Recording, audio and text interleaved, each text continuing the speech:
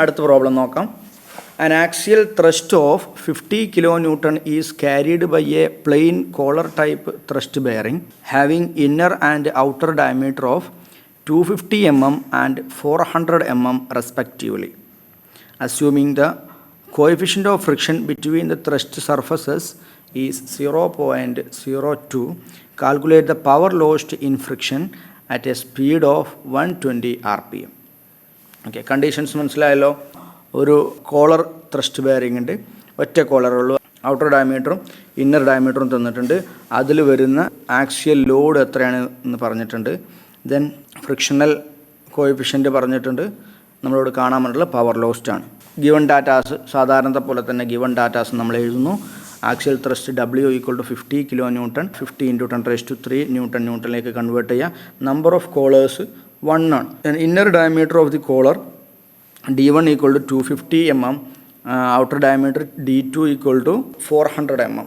Coefficient of friction mu = 0.02, then speed of the shaft 120 rpm. ഇത്രയും തന്നിട്ടുണ്ട്. നമ്മളോട് കാണാൻ പറഞ്ഞിട്ടുള്ളത് പവർ ലോസ്റ്റ് ഇൻ ഫ്രിക്ഷൻ അഥവാ ത്രസ്റ്റ് ബെയറിംഗ് ആണ്. നമുക്ക് എന്തൊക്കെ കാണണം, ഏത് ടൈപ്പ് ബെയറിംഗ് ആണെന്ന് നോക്കണം, എന്നിട്ട് മീൻ റേഡിയസ് ഏതാണ് വരുന്നത് നോക്കണം, അത് വെച്ചിട്ട് ഫ്രിക്ഷണൽ ടോർക്ക് കാണണം, അത് കഴിഞ്ഞിട്ട് ഈ ഫ്രിക്ഷണൽ ടോർക്ക് വെച്ചിട്ട് പവർ ലോസ് എത്രയാണെന്ന് കാണാം. അത്രയും നമുക്ക് ചെയ്യാനുള്ളത്.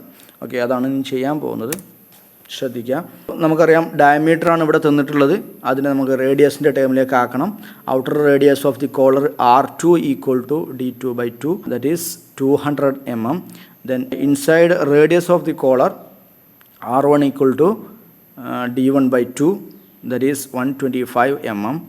ദെൻ അസ്യൂമിങ് യൂണിഫോം പ്രഷർ, നമ്മൾ പറഞ്ഞിട്ടുണ്ടായിരുന്നു യൂണിഫോം പ്രഷർ വെച്ചിട്ടാണ് നമ്മൾ സാധാരണ ഈ ഡിസൈൻ ചെയ്യുന്നത്.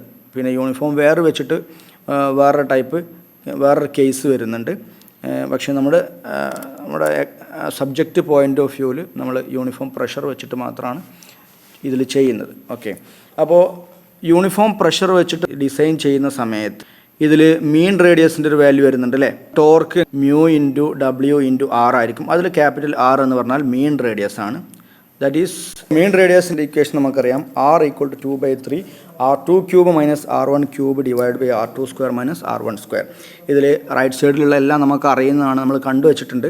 അതിന് സബ്സ്റ്റിറ്റ്യൂഷൻ കൊടുക്കുക. ദെൻ നമുക്ക് 165.38 mm എന്ന് കിട്ടും. ഇനി ഈ മീൻ റേഡിയസിൻ്റെ വാല്യൂ നമ്മൾ ക്യാപിറ്റൽ ടിയുടെ ഫ്രിക്ഷണൽ ടോർക്കിൻ്റെ ഇക്വേഷനിലേക്ക് കൊടുക്കുന്ന T = mu × W × R substitute ചെയ്യുമ്പോൾ 0.02 × 50 × 10⁻³ × 165.38. ഇത് കാൽക്കുലേറ്റ് ചെയ്ത് വരുമ്പോൾ 165,380 Nm എന്ന് കിട്ടും. ഇതിനെ പവറിൻ്റെ ഇക്വേഷനിലേക്ക് കൊടുക്കാൻ വേണ്ടിയിട്ട് SI യൂണിറ്റിലേക്ക് കൺവേർട്ട് ചെയ്യും. ന്യൂട്ടൺ മീറ്ററിലേക്ക് കൺവേർട്ട് ചെയ്യാണ്. 165,380 × 10⁻³ Nm. ഈ ടോർക്കിൻ്റെ വാല്യൂ നമ്മൾ പവറിൻ്റെ ഇക്വേഷനിലേക്ക് കൊടുക്കുന്നു. P = 2πnt/60 സബ്സ്റ്റിറ്റ്യൂട്ട് ചെയ്യുമ്പോൾ 2078.23 വാട്ട് എന്ന് കിട്ടും. അഥവാ ഒരു സെക്കൻഡിൽ 2078.23 ജൂള് ഹീറ്റ് എനർജി ആയിട്ട് കൺവേർട്ടായിട്ട് ലോസായി പോകുന്നുണ്ട്. ഓക്കെ, അപ്പോൾ നമ്മുടെ പ്രോബ്ലത്തിൻ്റെ ആൻസറായി power lost in friction at the bearing is 2078.23 watts. Next problem. The thrust of a propeller shaft in a marine is absorbed by 4 collars. The rubbing surfaces of this collar have outer diameter 300 mm and inner diameter 200 mm. If the shaft runs at 100 rpm, the bearing pressure being 0.5 MPa and coefficient of friction 0.03, determine power absorbed by the collars assuming uniform pressure. ഇതിൻ്റെ condition മനസ്സിലായല്ലോ. ഒരു മെറൈനിൻ്റെ propeller shaft, അതിൽ 4 collar കൊണ്ടാണ് ഇതിൻ്റെ side thrust വിത്ത് stand ചെയ്യുന്നത്, support ചെയ്യുന്നത്. കോളറിൻ്റെ outer ഡയമീറ്ററും inner ഡയമീറ്ററും എല്ലാം തന്നിട്ടുണ്ട്. ബെയറിംഗ് പ്രഷർ തന്നിട്ടുണ്ട്. എത്ര RPM-ലാണ് ഇത് റൊട്ടേറ്റ് ചെയ്തുകൊണ്ടിരിക്കുന്നത് തന്നിട്ടുണ്ട്. കോഎഫിഷ്യൻ്റ് ഓഫ് ഫ്രിക്ഷൻ തന്നിട്ടുണ്ട്. ഗിവൺ ഡാറ്റാസൊക്കെ എഴുതാം. Number of collars N = 4, outer diameter D2 = 300 mm, Then inner diameter of the collar D1 equal to 200 mm. സാധാരണ ഔട്ടർ ഡയമീറ്റർ ആദ്യം ഇന്നർ ഡയമീറ്റർ രണ്ടാമതുമായിട്ടാണ് തരാറ്. പക്ഷേ നിങ്ങൾ D1 D2 എന്ന് എഴുതുന്ന സമയത്ത് മാറരുത്. ഔട്ടർ ഡയമീറ്റർ ആയിരിക്കും ആദ്യം തന്നിട്ടുണ്ടാവുക, അത് D2 ആണ്. D2 equal to 300 RPM, D1 equal to 200 RPM. Speed of the shaft N equal to 100 RPM. Bearing pressure PB equal to 0.5 MPa newton millimetre സ്ക്വയറിൽ കാണിക്കുന്നു. Coefficient of friction mu equal to 0.03. എന്താണ് നമുക്ക് കാണാൻ പറഞ്ഞിട്ടുള്ളത്? Power lost in friction, അല്ലെങ്കിൽ കോളറിൽ loss ആയി പോയിട്ടുള്ള പവറാണ് നമുക്ക് കാണാനുള്ളത്. ഓക്കെ, അപ്പോൾ എങ്ങനെയാണ് ഇത് കാണുക? നമുക്കറിയാം, ഫ്രിക്ഷണൽ ടോർക്ക് ആദ്യം കാണുക. ഫ്രിക്ഷണൽ ടോർക്ക് കാണണമെന്നുണ്ടെങ്കിൽ മീൻ റേഡിയസ് കാണണം. മീൻ റേഡിയസ് കാണുന്ന സമയത്ത് നമ്മൾ ഈ കണ്ടീഷൻ മനസ്സിലാക്കണം. ആദ്യം ഏത് ടൈപ്പ് ത്രസ്റ്റ് ബെയറിംഗ് ആണെന്ന് നമുക്ക് മനസ്സിലാവണം. ഇനി കോളർ ആണെങ്കിൽ തന്നെ എത്ര കോളർ ഉണ്ടെന്ന് മനസ്സിലാവണം. അത് വെച്ചിട്ടാണ് ബാക്കി കാര്യങ്ങളൊക്കെ ചെയ്യുക. അപ്പോൾ കണ്ടീഷൻസ് ആദ്യം നോക്കിയതിന് ശേഷമാണ് ഏത് ഇക്വേഷൻ യൂസ് ചെയ്യണമെന്നുള്ളതൊക്കെ നമ്മൾ തീരുമാനിക്കുന്നത്. അപ്പോൾ അങ്ങനെ മീൻ റേഡിയസ് നമ്മൾ കാണുന്നു, എന്നിട്ട് ഫ്രിക്ഷണൽ ടോർക്ക് കാണുന്നു. ഈ ഫ്രിക്ഷണൽ ടോർക്കിൻ്റെ വാല്യൂ പവർ ലോസ്റ്റ് ഇക്വേഷനിലേക്ക് കൊടുക്കുന്നു. അങ്ങനെ നമുക്ക് പവർ ലോസ്റ്റ് എത്രയാണെന്നുള്ളത് കിട്ടുന്നു. ഓക്കെ, അതാണ് ചെയ്യാൻ പോകുന്നത്. അപ്പോൾ സാധാരണത്തെ പോലെ തന്നെ ഡയമീറ്റർ തന്നതിന് നമ്മൾ റേഡിയസിലേക്ക് കൺവേർട്ട് ചെയ്യുന്നു. Outer radius R2 equal to 150 mm, inner radius R1 equal to 100 mm എന്ന് കിട്ടും. Then load to be supporter ഇത് കാണാം. ആദ്യം W equal to PB into pi into R2 square minus R1 square into N. ശ്രദ്ധിക്കണം, ആ N-നെ അവിടെ മിസ്സായി പോകാനുള്ള ചാൻസ് ഉണ്ട്. 4 കോളർ ഉള്ളത് കൊണ്ട് തന്നെ ആ N-നെ നമ്മൾ കൺസിഡർ ചെയ്യണം. W equal to PB into pi into R2 square minus R1 square into N. ഇതിന് സബ്സ്റ്റിറ്റ്യൂഷൻ കൊടുക്കുമ്പോൾ 78539.82 ന്യൂട്ടൺ എന്ന് കിട്ടും. ഈ വാല്യൂ നമുക്ക് ഫ്രിക്ഷണൽ ടോർക്ക് കാണാൻ വേണ്ടിയിട്ടാണ്. ഇനി ഇതേപോലെ തന്നെ മീൻ റേഡിയസിൻ്റെ വാല്യൂ നമ്മൾ കാണണം. മീൻ റേഡിയസിൻ്റെ value R equal to 2/3 into R2 cube minus R1 cube divide by R2 square minus R1 square. Substitute ചെയ്യുക. ദെൻ 126.67 mm എന്ന് കിട്ടും. ഈ ഡബ്ല്യുടെയും അതുപോലെ ആറിൻ്റെയും വാല്യൂ നമ്മൾ ഫ്രിക്ഷണൽ ടോർക്കിൻ്റെ ഇക്വേഷനിലേക്ക് സബ്സ്റ്റിറ്റ്യൂട്ട് ചെയ്യുക. അപ്പോൾ T equal to mu into W into R substitute ചെയ്യുമ്പോൾ 298,459.17 ന്യൂട്ടൺ മില്ലിമീറ്റർ എന്ന് കിട്ടും. ഈ ന്യൂട്ടൺ മില്ലിമീറ്ററിനെ നമ്മൾ ന്യൂട്ടൺ മീറ്ററിലേക്ക് കൺവേർട്ട് ചെയ്യുന്നു. 298,459.17 ഇൻറ്റു 10⁻³ ന്യൂട്ടൺ മീറ്റർ. ഈ ടോർക്കിൻ്റെ വാല്യൂ നമ്മൾ പവറിൻ്റെ ഇക്വേഷനിലേക്ക് കൊടുക്കുന്നു. P ഈക്വൽ ടു 2πnt/60 ടിയുടെ വാല്യൂ ഇങ്ങനെ കൊടുക്കുന്നു. അപ്പോൾ 3125.46 വാട്ട് എന്ന് നമ്മൾ കാൽക്കുലേറ്റ് ചെയ്ത് വരുമ്പോൾ നമുക്ക് കിട്ടും. അപ്പോൾ ഈ പ്രോബ്ലത്തിൻ്റെ സൊല്യൂഷനായി പവർ ലോസ്റ്റ് ബൈ ഫ്രിക്ഷൻ ആയിരുന്നു കാണാൻ പറയുന്നത്.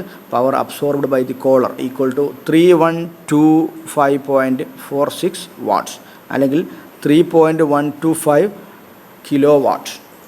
ഇനി അടുത്ത പ്രോബ്ലം നോക്കാം.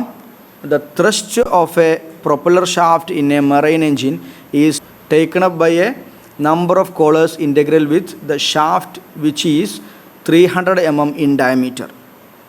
The thrust on the shaft is 200 kN and the speed is 75 RPM. Taking coefficient of friction as 0.05 and bearing pressure as 0.3 MPa. Find number of collars required. Second one, power lost in friction, and third one, heat generated. Take collar diameter is equal to 1.6 times the shaft diameter. അഥവാ collar ഡയമീറ്ററിൻ്റെ outer ഡയമീറ്ററും inner ഡയമീറ്ററും ഉള്ള റിലേഷനാണ് തന്നിട്ടുള്ളത്. Inner diameter എന്തായാലും ഷാഫ്റ്റിൻ്റെ diameter ആയിരിക്കും. Outer diameter 1.4 times of the shaft ഡയമീറ്ററാണ്. ഓക്കെ, അപ്പോൾ ഇതിൻ്റെ കണ്ടീഷൻസ് മനസ്സിലായല്ലോ. മറൈൻ എഞ്ചിൻ്റെ പ്രൊപ്പല്ലർ ഷാഫ്റ്റിൻ്റെ കാര്യമാണ് പറഞ്ഞിട്ടുള്ളത്. അവിടെ നമ്പർ ഓഫ് കോളേഴ്സ് ഉണ്ട്. നമുക്ക് എത്ര നമ്പർ ഓഫ് കോളറാണ് യൂസ് ചെയ്യേണ്ടത് എന്നുള്ളതാണ് ഫസ്റ്റ് ക്വസ്റ്റ്യൻ ഉള്ളത്. ഷാഫ്റ്റിൻ്റെ ഡയമീറ്റർ തന്നിട്ടുണ്ട്, പിന്നെ സ്പീഡ്, റൊട്ടേഷൻ സ്പീഡ് തന്നിട്ടുണ്ട്, ലോഡ് എത്രയാണ് വരുന്നതും തന്നിട്ടുണ്ട്, ബെയറിംഗ് പ്രഷറും കോഎഫിഷ്യൻ്റ് ഓഫ് ഫ്രിക്ഷനും തന്നിട്ടുണ്ട്. ഗിവൺ ഡാറ്റാസ് സാധാരണത്തെ പോലെ എഴുതുന്നു. Diameter of the shaft D1 equal to 300 mm, then axial thrust W equal to 200 kN, that is 2 × 10⁵ Newton. Speed of the shaft N equal to 75 RPM. Coefficient of friction mu equal to 0.05. Bearing pressure PB equal to 0.3 MPa. Then collar diameter D2 equal to 1.4 D1, that is 1.4 into D1 എന്ന് പറഞ്ഞാൽ കോളറിൻ്റെ inner diameter അല്ലെങ്കിൽ ഷാഫ്റ്റിൻ്റെ diameter, that is 1.4 into 300, that equal to 420 mm. ഇത്രയും കാര്യങ്ങൾ തന്നിട്ടുണ്ട്. അപ്പോൾ എന്തൊക്കെയാണ് നമുക്ക് കാണാൻ പറഞ്ഞിട്ടുള്ളത്, എത്ര നമ്പർ ഓഫ് കോളേഴ്സ് യൂസ് ചെയ്യണമെന്നാണ്. ഇപ്പോൾ ഇതുവരെ നമ്മൾ പറഞ്ഞിരുന്നത് സാധാരണ ആ സ്റ്റെപ്പ് ബൈ സ്റ്റെപ്പ് ആയിട്ടുള്ള കാര്യങ്ങളായിരുന്നു. ഇനി ഈ ഇക്വേഷൻസ് വെച്ചിട്ട്, ഇപ്പോൾ നമുക്ക് അറിയുന്ന ഇക്വേഷൻസ് വെച്ചിട്ട് നമ്പർ ഓഫ് കോളേഴ്സ് കാണാനോ, അല്ലെങ്കിൽ എത്ര ഏരിയ വേണമെന്ന് കാണാനോ, അല്ലെങ്കിൽ എത്ര ലോഡ് വേണമെന്ന് കാണാനോ, അല്ലെങ്കിൽ എത്ര ടോർക്ക് ആയിരിക്കണം എന്നുള്ളത് കാണാനോ, ഇങ്ങനെയൊക്കെ വേണമെങ്കിൽ ചോദ്യങ്ങൾ വരാം. ഓക്കെ, ഇപ്പോൾ ഇവിടെ വന്നിട്ടുള്ളത് നമ്പർ ഓഫ് കോളേഴ്സ്, എത്ര നമ്പർ ഓഫ് കോളേഴ്സ് നമുക്ക് യൂസ് ചെയ്യണം എന്നുള്ളത് കാണാൻ വേണ്ടിയിട്ടാണ് ഫസ്റ്റ് ക്വസ്റ്റ്യൻ. അപ്പോൾ എങ്ങനെയാണിത് കാണുക? ഇപ്പോൾ ബെയറിംഗ് പ്രഷർ നമുക്ക് തന്നിട്ടുണ്ട്, ലോഡ് എത്രയെന്ന് തന്നിട്ടുണ്ട്. അപ്പോൾ ഇത് രണ്ടും തമ്മിലുള്ള റിലേഷൻ നമുക്കറിയാം. ബെയറിംഗ് പ്രഷർ എന്ന് പറഞ്ഞാൽ ലോഡ് ഡിവൈഡ് ബൈ ഏരിയയാണ് അല്ലേ. അപ്പോൾ ഏരിയയുടെ equation pi into R2² - R1² into N ആണ്. അതിൽ N ആണ് നമുക്ക് കാണാനുള്ളത്. അതാണ് ഇനി ചെയ്യാൻ പോകുന്നത്, ശ്രദ്ധിക്കുക കേട്ടോ. അപ്പോൾ സാധാരണത്തെ പോലെ തന്നെ റേഡിയസ് ആക്കുക, ഡയമീറ്ററിനെ റേഡിയസിലേക്ക് കൺവേർട്ട് ചെയ്യുക. R1 equal to D1/2, that is 150 mm. Then R2 radius of the collar 420/2, that is 210 mm എന്ന് കിട്ടും. ദെൻ നമുക്കറിയാം ബെയറിംഗ് പ്രഷറിൻ്റെ ഇക്വേഷൻ നേരത്തെ പറഞ്ഞ പോലെ PB equal to W/π into R2² - R1² into N. അതിൽ നിന്ന് N-ൻ്റെ വാല്യൂ ആണ് നമുക്ക് കാണേണ്ടത്. അപ്പോൾ number of collars N equal to W/π into R2² - R1² into PB. Substitute ചെയ്യുമ്പോൾ 9.8 എന്ന് കിട്ടും. നമ്പർ ഓഫ് കോളേഴ്സ് 9.8 എന്ന് കിട്ടും. പക്ഷേ 9.8 എന്ന് പറഞ്ഞത് നമുക്കൊരു കോളറിൻ്റെ നമ്പറായിട്ട് പറയാൻ പറ്റുമോ? ഇല്ല. അപ്പോൾ നേരെ അടുത്ത ഡിജിറ്റിലേക്ക്, ഇൻറ്റിജറിലേക്ക് നമ്മൾ അതിനെ റൗണ്ട് ഓഫ് ചെയ്യുന്നു. 9.8നെ 10 ആയിട്ട് നമ്മൾ എടുക്കുന്നു. ഓക്കെ, അപ്പോൾ എത്ര നമ്പർ ഓഫ് കോളേഴ്സ് വേണം? ഇത്രയും ലോഡ്, ഇത്രയും ഡയമീറ്ററുള്ള ഷാഫ്റ്റിൽ വിത്ത് സ്റ്റാൻഡ് ചെയ്യണമെങ്കിൽ 10 നമ്പർ ഓഫ് കോളേഴ്സ് യൂസ് ചെയ്യണം. ഫസ്റ്റ് ക്വസ്റ്റ്യൻ്റെ ആൻസർ ആയിപ്പോൾ അല്ലേ. നമ്പർ ഓഫ് കോളേഴ്സ് 10 നമ്പർ വേണം എന്നുള്ളത് ഫസ്റ്റ് ക്വസ്റ്റ്യൻ്റെ ആൻസറായി. സെക്കൻഡ് ക്വസ്റ്റ്യൻ എന്തായിരുന്നു? പവർ ലോസ് എത്രയാണ് എന്നുള്ളതായിരുന്നു. എമൗണ്ട് ഓഫ് പവർ ലോസ് എത്രയായിരുന്നു. അപ്പോൾ നമുക്കറിയാം 2π/NT/60 വെച്ചിട്ട് ചെയ്യാം. അതിൽ T എന്ന് പറഞ്ഞാൽ ഫ്രിക്ഷണൽ ടോർക്കാണ്. ടോർക്കിൻ്റെ equation μ into W into R ആണ്. ഇതിൽ R എന്ന് പറഞ്ഞു കഴിഞ്ഞാൽ, ക്യാപിറ്റൽ R എന്ന് പറഞ്ഞു കഴിഞ്ഞാൽ മീൻ റേഡിയസ് ആണ്. ഇവിടുത്തെ കേസിൽ മീൻ റേഡിയസിൻ്റെ ഇക്വേഷൻ എങ്ങനെയാണ്? ഇത് കോളർ ബെയറിംഗ് ആണ്. അതുകൊണ്ട് തന്നെ മീൻ റേഡിയസിൻ്റെ equation R equal to 2/3 R2³ - R1³ divide by R2² - R1² ആണ്. അതിന് സബ്സ്റ്റിറ്റ്യൂട്ട് ചെയ്യുമ്പോൾ 181.67 mm എന്ന് കിട്ടും.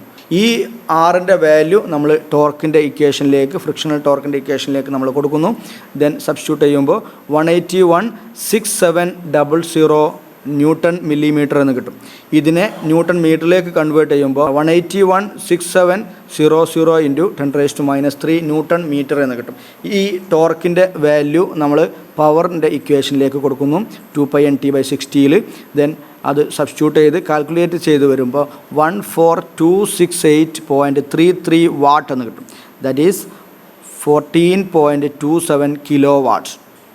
ഓക്കെ, അപ്പോൾ പവർ ലോസ് ഇത്രയാണ്. ഒരു സെക്കൻഡിൽ 14.27 kJ പവർ ലോസ് ആയിട്ട് പോകുന്നുണ്ട്. ഈ പവർ ലോസ് എങ്ങനെയായിരിക്കും? ഹീറ്റ് എനർജി ആയിട്ടായിരിക്കും പവർ ലോസ് ആയിട്ട് പോകുന്നത്. അപ്പോൾ തേർഡ് ക്വസ്റ്റ്യൻ്റെ ആൻസറും എന്തെന്നായിരിക്കും? പവർ ലോസിൻ്റെ ആ വാല്യൂ തന്നെ ആയിരിക്കും. തേർഡ് ക്വസ്റ്റ്യൻ എന്തായിരുന്നു? ഹീറ്റ് ജനറേറ്റഡ് ഇൻ ബെയറിംഗ് ആയിരുന്നു. അപ്പോൾ heat generated QG equal to power loss in friction തന്നെ ആയിരിക്കും 14.27 kJ/s. ദാറ്റ് ഈസ് 3 ക്വസ്റ്റ്യൻ്റെയും ആൻസറായി. ഫസ്റ്റ് ക്വസ്റ്റ്യൻ എത്ര നമ്പർ ഓഫ് കോളേഴ്സ് വേണമെന്നായിരുന്നു, 10 നമ്പർ എന്ന് നമുക്ക് കിട്ടി. Then power loss 14.27 kW. Then heat ജനറേറ്റഡിൻ്റെ റേറ്റ് 14.27 kJ/s. അപ്പോൾ ഇത്രയാണ് ഇന്ന് നമ്മൾ ക്ലാസ് എടുക്കുന്നത്. ബാക്കി നമുക്ക് അടുത്ത ക്ലാസ്സിൽ പറയാം.